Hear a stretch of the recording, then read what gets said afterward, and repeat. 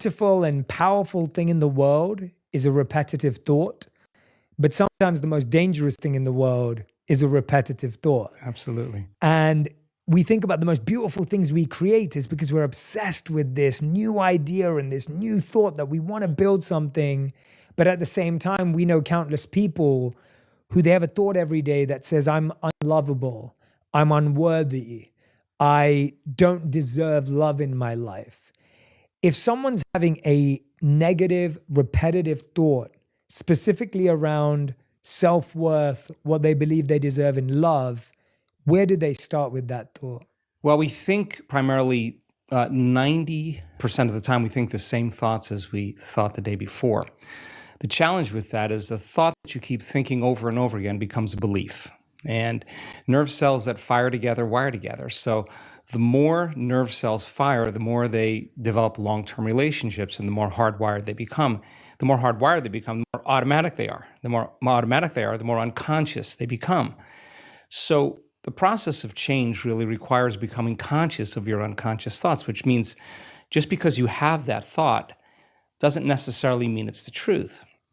If you have that thought and you accept it, you believe it, you surrender to it without analyzing it, that thought will lead to the same choice, which will lead to the same behavior, which will create the same experience, which then will produce the same emotion. The same emotions then drive our very same thoughts.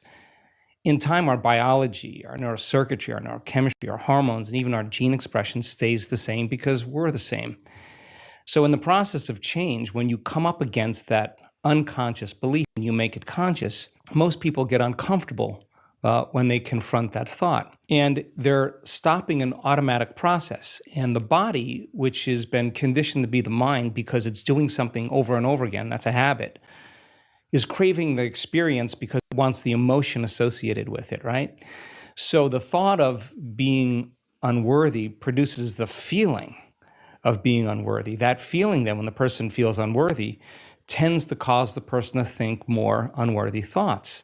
And it only takes a thought and a feeling, an image of yourself and an emotion, a stimulus and response, and you can condition the body to memorize that behavior and that emotional state better than the conscious mind. So the moment we inhibit that thought or the moment we become conscious of it and we no longer accept it, there's a biological craving that takes place in the body because the body has been conditioned to be the mind. So the body starts influencing the mind to think more corresponding thoughts equal to that feeling. So here comes the assault.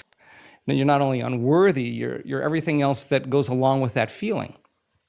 And this is where people have to make up their mind if they truly want to change. Because if you decide to confront that thought and make a different choice, get ready because you're going to feel uncomfortable. It's going to feel unfamiliar.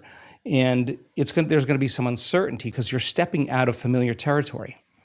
You're stepping out of the known and you're stepping into the unknown. Now, this is really when you leave the bleachers and you get on the playing field because the brain immediately looks around in its environment to see if anything's changing because you're changing, and you see that nothing in your world is changing because you actually haven't fully changed yet. So the moment we look for evidence in our life and we don't see it, sooner or later, most people accept that thought, which leads to the same choice, which creates the same behavior, which creates the same experience that produces the same feeling. Then they say, oh, this feels right to me. No, that feels familiar because you've just returned back to the known self.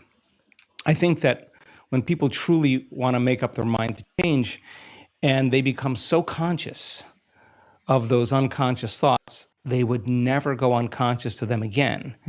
That's the moment the body is being reconditioned to a new mind. If you inhibit that choice, that leads to that habit or that behavior. A habit is when you've done something so many times, the body knows how to do it better than the brain. Now you're stopping the body from being on its automation, on autopilot. And if the body's craving the feeling of unworthiness and you're stopping the body from feeling that way, and you're aware in your life how you speak, you're aware in your life how you're feeling, and you're checking in, you're saying, do I really want to feel this way? This is that river of change where you're going from the old self to the new self. So it makes sense then. If those principles in biology work in that way, they could actually work in our favor. So if you said, okay, I'm going to sit down for a few minutes, I'm going to become so conscious of my unconscious self.